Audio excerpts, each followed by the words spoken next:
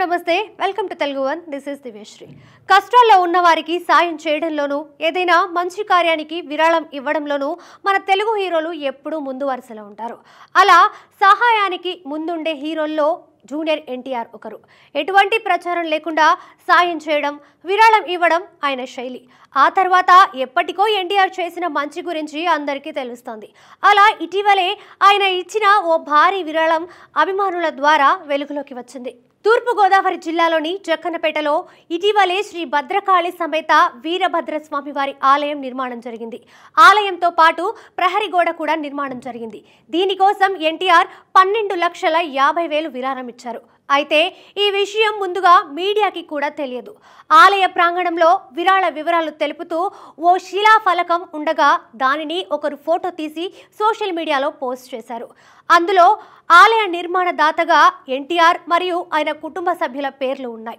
ప్రస్తుతం ఈ photo social మీడియాలో వైరల్ గా మారింది ఈ విషయం తెలిసి ఎన్టీఆర్ అభిమానులు పొంగిపోతున్నారు చేసిన సాయాన్ని ప్రచారం చేసుకొని నైజాం మా హీరోది అంటూ మురిసిపోతున్నారు కాగా తన పెళ్లి జరిపించిన పూజారుల్లో ఒకరి ద్వారా జక్కన్నపేట వీరభద్రస్వామి ఆలయ నిర్మాణం గురించి తెలుసుకున్న ఎన్టీఆర్ తన వంతుగా ఈ విరాళం ఇవ్వడానికి ముందుకు వచ్చినట్లు సమాచారం